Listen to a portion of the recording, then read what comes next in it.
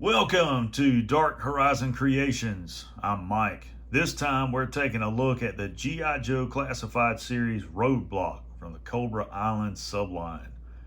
Now, if you hadn't already, please follow, like, and subscribe to my social media accounts on Facebook, Instagram, and YouTube. Don't forget to hit that bell icon so you get a notification of when I post new content. Roadblock, the G.I. Joe teen powerhouse, had his first appearance in G.I. Joe, A Real American Hero, issue number 22. That was released in April of 1984. His file name is Marvin F. Hinton, and he's from Biloxi, Mississippi. So Roadblock got his start as a bouncer, working to save money to attend a prestigious culinary art school in France known as Escoffier. And during that time, he was approached by a U.S. Army recruiter who convinced him that the Army would teach him to cook just as well as any culinary arts institute could.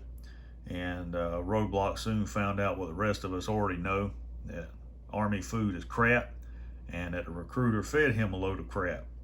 So he decided to pursue a career in infantry, attended the U.S. Army Infantry School at Fort Benning, Georgia, graduated from there as 11 Bravo, and soon found himself as the squad automatic rifleman toting the M249.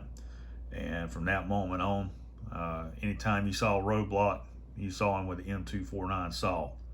So a really cool individual, and I went into a lot of things in my review of the general release Roadblock that you see there outside of the packaging. And overall, one of my favorite characters from G.I. Joe. Some of the most memorable moments that I have of watching the cartoon involve Roadblock. And anytime you see him, you almost always see gung-ho, rock and roll, and Heavy Duty around.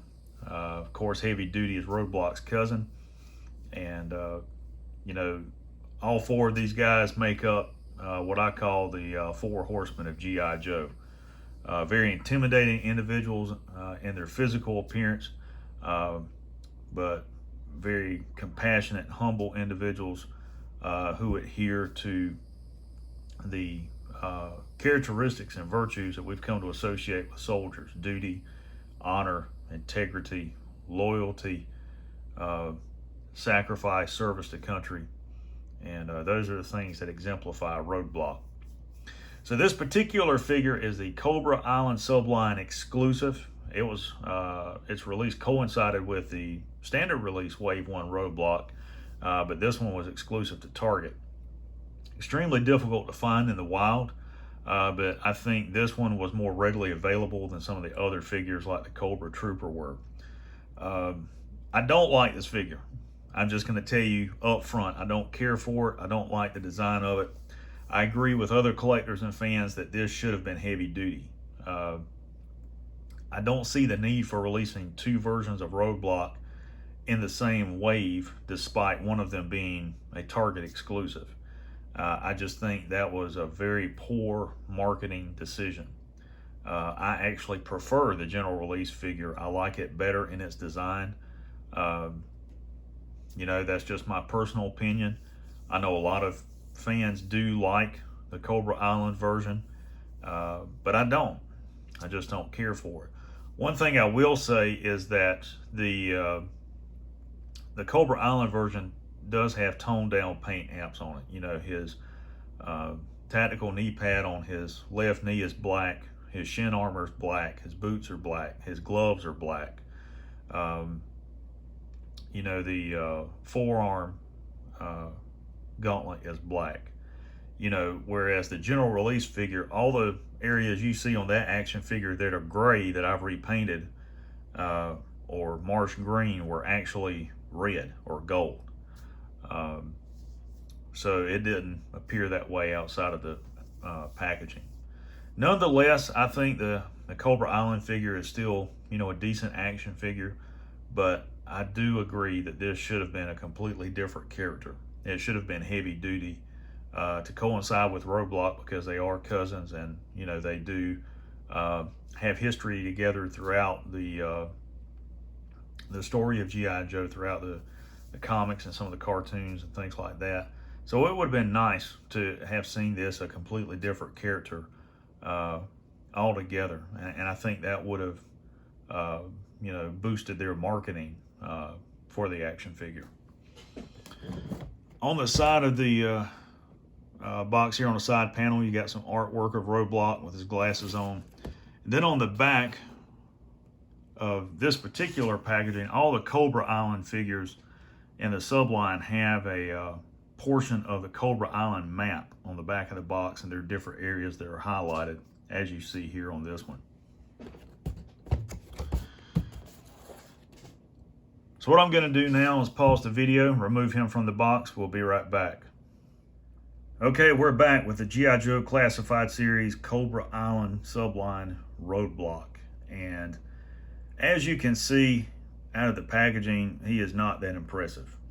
I do not care for this action figure at all. I really don't.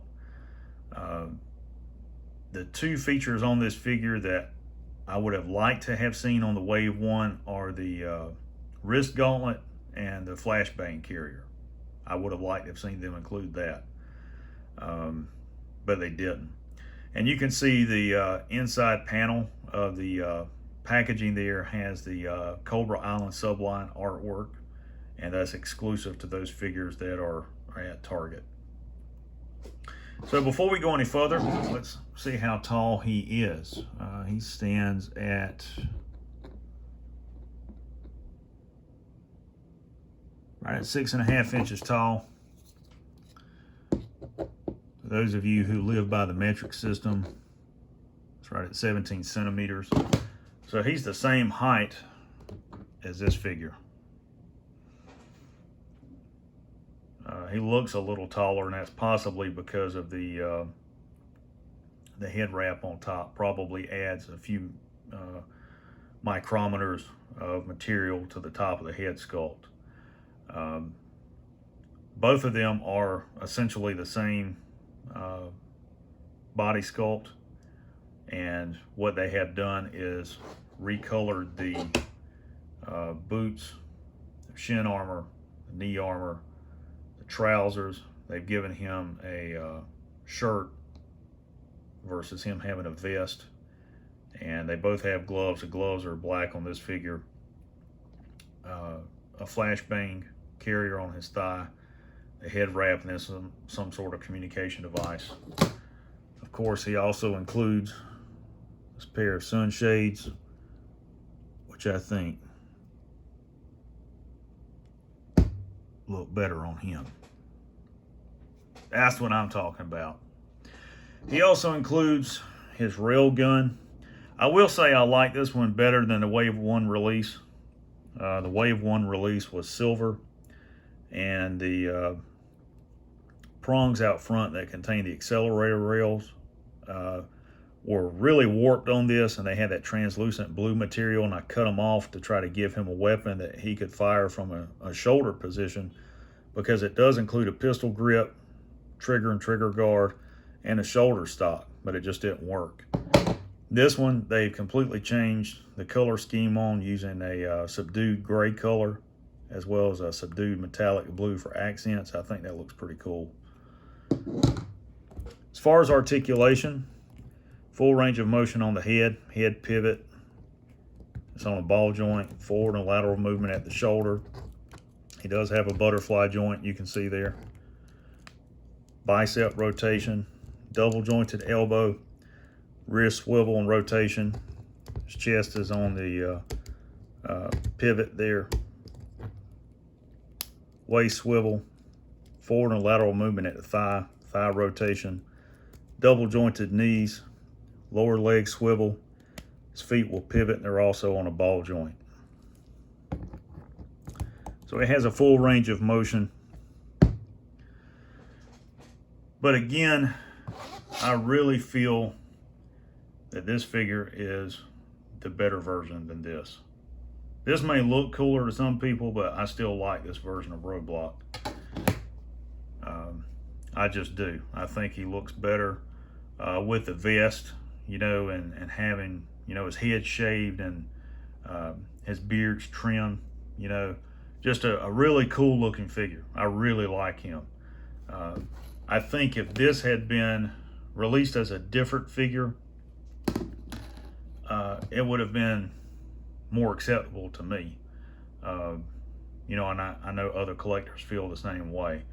I just think it was a tremendous waste of money and opportunity on Hasbro's part to issue two different versions of the same character at the same time, even though one of them is a Target exclusive. So guys, there you have the Cobra Island Roadblock from the G.I. Joe Classified series. Hope you enjoyed the review. Stay tuned, there's more to come.